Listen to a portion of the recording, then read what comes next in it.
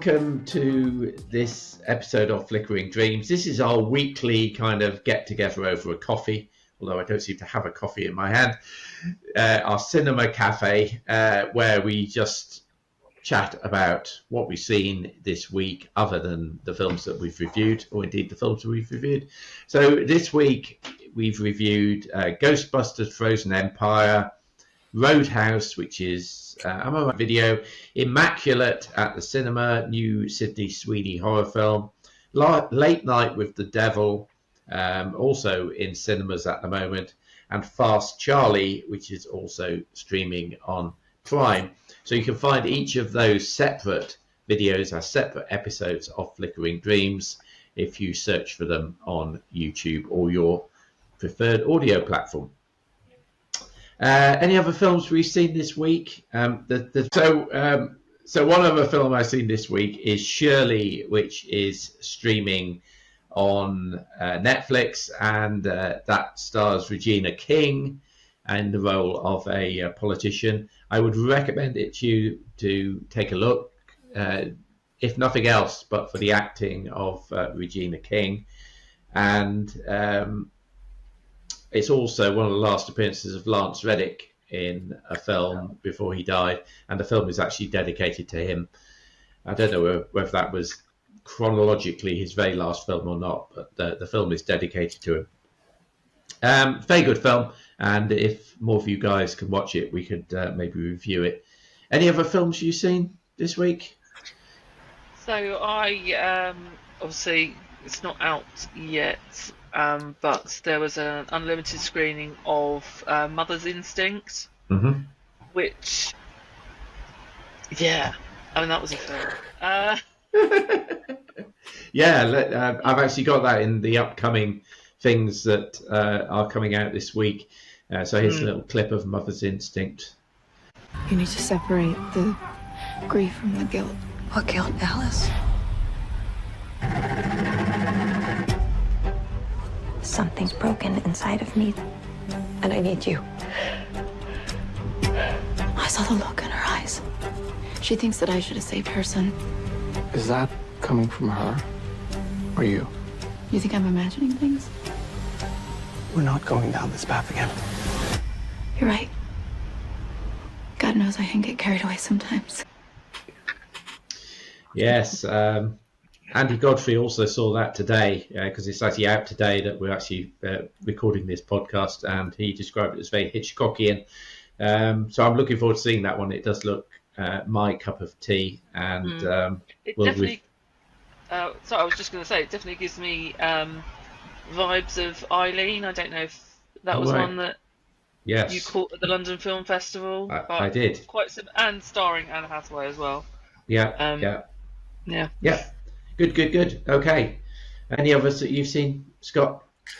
Nothing new. I did catch a film called Work It on Netflix, which is a couple of years ago, sort of cheesy little dance romantic comedy film. If you're looking for something easy, I would say that was quite a nice one. Okay. But yeah, I think I'm with you, Bob. I'm really looking forward to Shirley. I've just not had the time for that one yet. You might remember when we did our way too early Oscar predictions a year ago, that was actually one that I think I put as one of my sort of dark horses. Was delayed a long time. I think it's been delayed too far, which is why I've not put it in this year's list. But given what I think I know about it, and perhaps what you've said as well, Regina King might be one to look out for in the acting categories, maybe, yeah. Not sure. I'm not sure. I assume it's been delayed, because I did notice, because it's a Bob Mann thing to always, on the end of a film, look at the MPAA certificate number as to what's happened to them, and we're kind of at the 54,500 kind of range at the moment for new films, and this one had a range that was a lot earlier than that, so it's clearly been on the shelf for quite a long time before it came out. So other films coming out, we just talked about Mother's Instinct, also out in cinemas. I think from tomorrow is this one, God help us. Well, that could be either.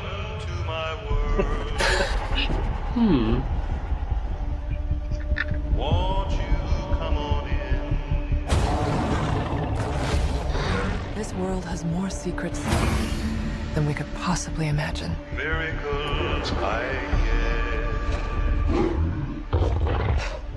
Still, now and then.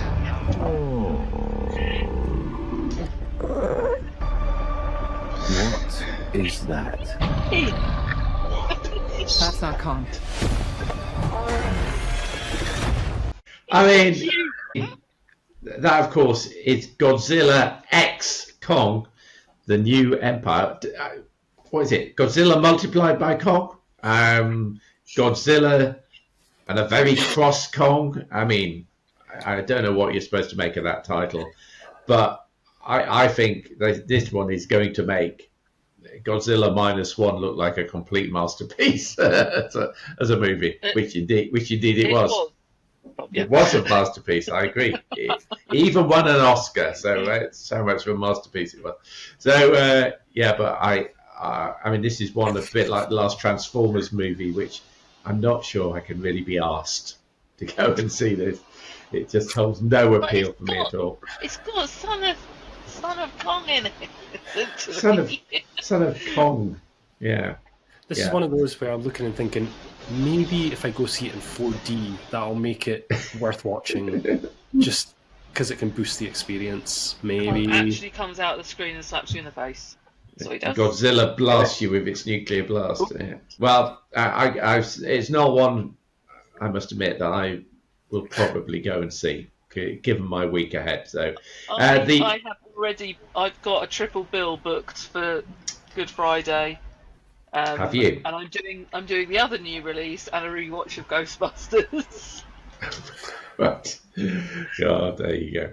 Okay, the other new release, which you talk about, is this one. It's Kung Fu Panda 4. It is time to take the next step on your journey. I'm not going to be the Dragon Warrior anymore? You will advance to spiritual leader of the Valley of Peace. Inner peace. Inner peace. Keep your surf off my turf! Dinner, please. Dinner with peas in a sesame soy glaze. This is not working at all. I mean, yeah, it's Kung Fu Panda. It's DreamWorks Animation. It's got a great all-star cast, including people like Dustin Hoffman and Ian McShane are in the cast, I noticed. So I'm sure it'll be watchable. I was on BBC Radio Solent this afternoon talking about the Easter films, and my comment was, apart from this film, there's actually very little at the cinemas for younger kids. The one is Migration, which is still in cinemas after about 12 weeks or however long it's been. But if you want to take young kids to the cinema, it's really that one or Migration. Not much of a choice. So of that set, I think the only one in there that I'm really desperate to see is Mother's Instinct. But we are kind of in that Oscar lull period, aren't we? There is one to bring up, not cinema release, but on Netflix. I was trying to find the exact name of it, but I think it's called The Beautiful Game, something like that, starring Bill Nye, and it's about the homeless World Cup, I believe, and I think he's like the England manager of the England homeless team that sends to the World Cup. That looks like it could be quite fun. Yeah. Okay. Yeah. Bill Nye is always good value, isn't he?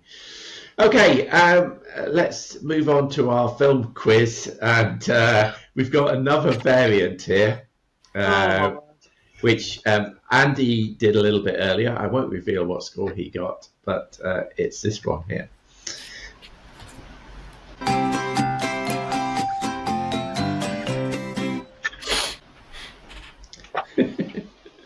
So you might as well count me out already. This one is called Soundtracking Torture. And what I've done, once again, similar format, I have selected a film at random from the top 1,000 box office films, and I'm going to play you 5 pieces of music from the soundtrack, and you have to try and identify the film. And as always, if you... I was going to ask, can I guess every time? Do I lose points in this one? You do not lose points for a wrong answer, so you can guess 5 different films if you want, and the one that you is nearest the top, if you get it correct, will score you the points. There is also in this game there is an additional 10 points for naming the composer of the film, and no sneaky googling. To be fair, Scott, we're probably lucky that Bob doesn't get to play this one. Yeah, yes, you are. Right, so here comes, this is just one continuous video with the tracks, and afterwards you can show me your bits of paper. Okay, here we go.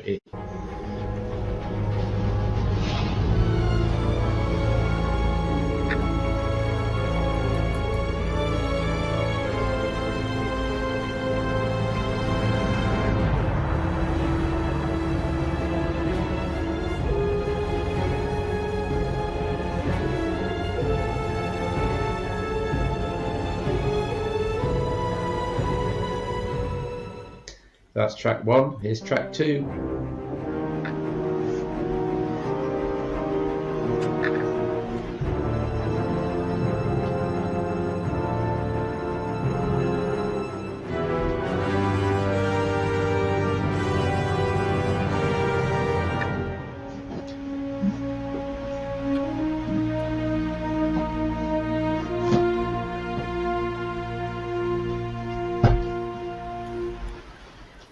Here's track 3.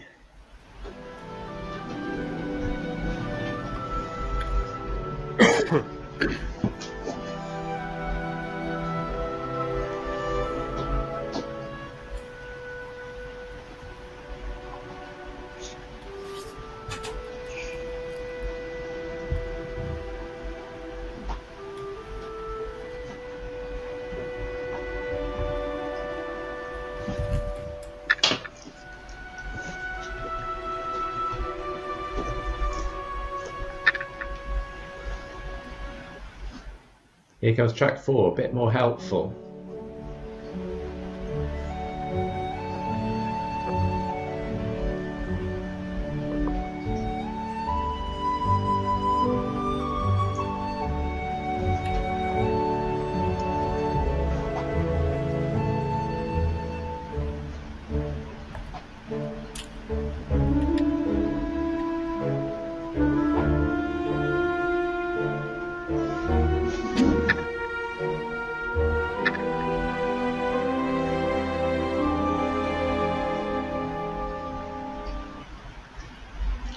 I saw the light fade from the sky.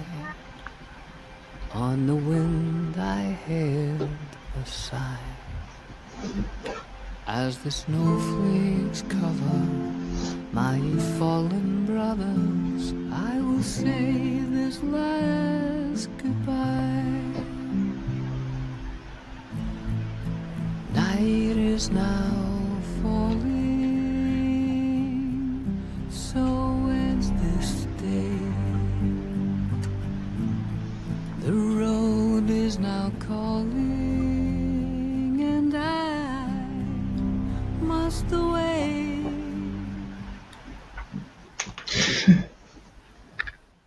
Okay, not easy. I think that track 4 might give you a choice of films to pick from.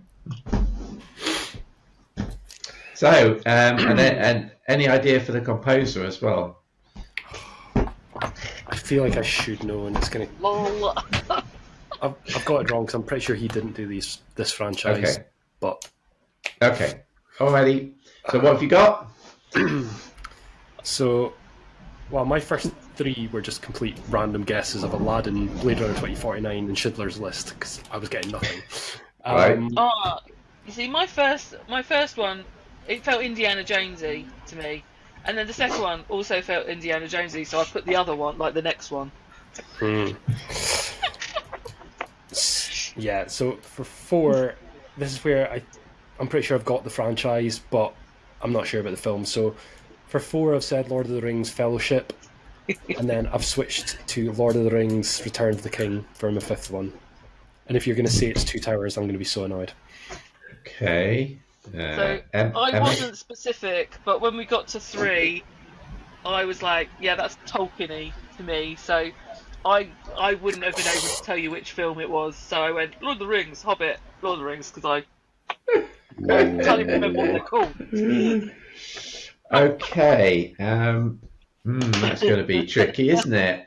So here's the answer.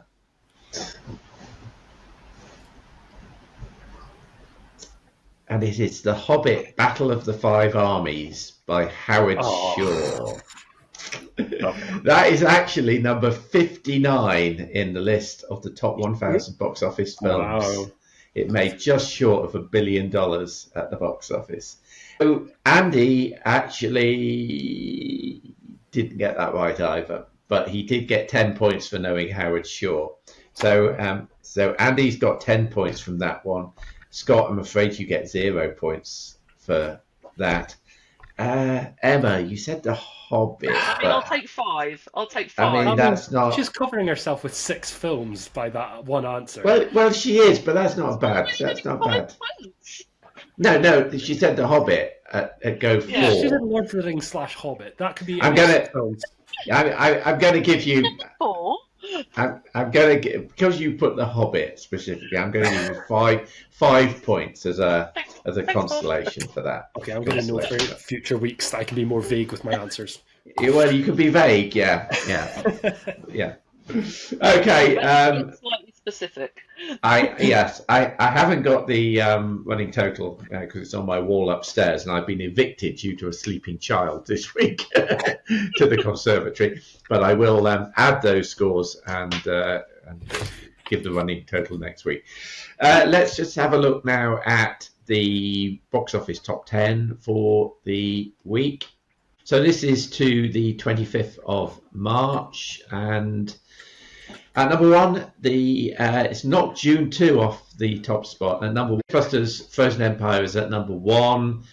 Made over £4 million at the box office. I say we didn't actually rate it terribly highly, but it's at number 1. And at number 2 is June. June is now topped $30 million after only 4 weeks, which is pretty good going as a run rate for the box office. Still a lot of people I talk to haven't seen June 2. And again, on my BBC Radio Solent show this afternoon, I was basically named this as the film that people should go and see if they haven't seen it, because it is still the best film out at cinema, in my humble opinion. And number 3 is that other film that we reviewed this week, which is Immaculate, not doing as much box office. That's £500,000, £522,000, but it's at number 3 in the box office. And number 4 is Wicked Little Letters, still doing good business, 5 weeks in the chart, made over £8 million. At number 5 is that film we just talked about for kids, which is Migration. And that, again, 8 weeks in the charts, made over £19 million now. So it's really good box office for Universal. Bob Marley, One Love is slipping down the charts now, but it's done good business again, £16.6 million at the box office. And number 7 is another film we reviewed this week, Late Night with the Devil. It's not done a tremendous amount of business, but it is at number 7. At number 8, we've got one of the National Theatre Live performances, The Motive and the Cue. And this is a dramatised version starring Johnny Flynn as Richard Burton. And I can't remember who plays John Gielgud in it now. But that I heard from someone today that is supposed to be really, really good. So might be worth you catching that at the cinema, because it's on cinema release. At number 9 is Imaginary, the first of 3 different films about imaginary friends this year. And that's slipping down now. It's at number 9. And at number 10 is another event cinema thing, which is the opera Romeo and Juliet being shown in cinemas. So that's the top 10. I will stop sharing that. And any other business, folks? I would like to, instead of ranting in this one, I would like to recommend film snacks from Cineworld. So I tried their special Ghostbusters ices. Oh, and yes. The marshmallow one was really quite nice. Okay. I'm not going to try the lemon lime one. I just don't want it. You don't lemon and lime. No. And I also had ice cream because, why not just ruin everything? Like, who cares about being lactose intolerant? Yep. There's a buttercream cupcake flavour ice cream. Well worth trying. Really? It's not actually as sweet as it sounds. Okay. I did try one of their ice creams that sounded nice. I can't remember. It's strawberry crumble or something, and it was too sweet for my taste, I have to say. But yeah. Okay. Oh, that's a good recommendation. Snack recommendations. That's a new line to go. Yeah.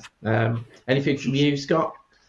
Not a mini rant, but not really. It's one of those things that's become in common in the last few years is the lack of Easter films at Easter. We see every other sort of major holiday gets their slew of films that come out. Yeah. But Easter, whether it be religious ones or secular ones, where are they?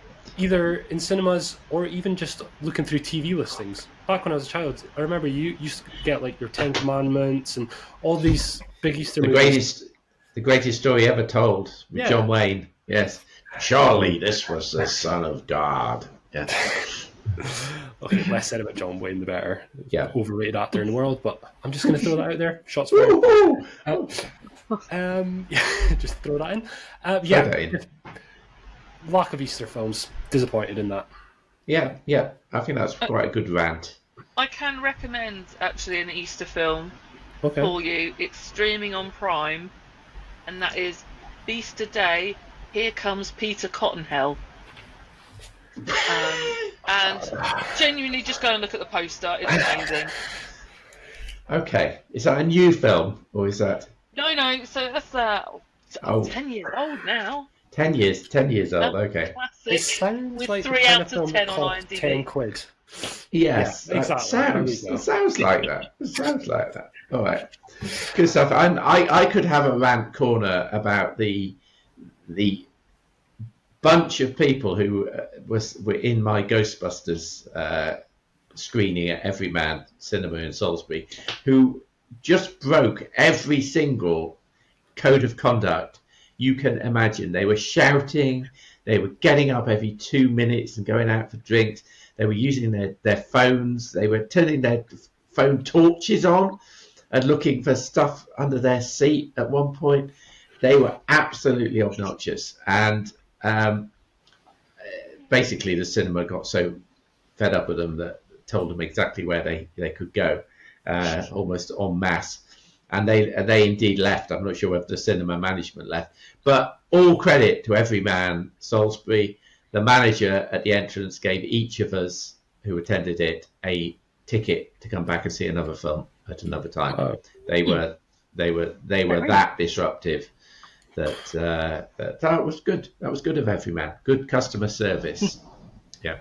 So this episode of Flickering Dreams is sponsored by Everyman, the comfy cinema that serves food and drink to your seat, including Spielbergers, which are absolutely excellent. They're not going to give you more free tickets, Bob. I'm an everywhere card holder, so I can see as many as I like. Right, I think that's probably our lot for Flickering Dreams. One thing we haven't done this week, which we need to get to at some point when we call it with Andy as well, is our ridiculously early Oscar predictions, which I must admit I haven't done yet, but this is where we guess. No, not guess. Guess? We don't guess. Analyze. We predict. We analyze and we predict what are going to be the 10 films shortlisted for the 2025 Best Film Oscar. And then we'll get horrible egg on our face when we get it horribly wrong. But we'll do that in an upcoming show in hopefully next week. I will make a note to try and get mine done. Have you done your list, guys? I've done a list, but every time I've done it, I've changed it. I am. Well, you got another week. Yeah, to change it. You got another week to change it again. My list is fluctuating between 10 and 20 films. Okay, you can only have 10. You can only have 10. I know. I'm trying. You're trying. Okay, guys, thanks very much for joining. I've been Bob Mann from One Man's Movies, Emma Sewell from Emma at the Movies on Twitter, and Scott Forbes from the Forbes Film and TV Review on Facebook. And we will see you again next time. Please subscribe. Click on the little Bond icon that's going to appear somewhere on this screen at some point to subscribe to YouTube, or subscribe on your audio platform, and like and share and do all that stuff. All right.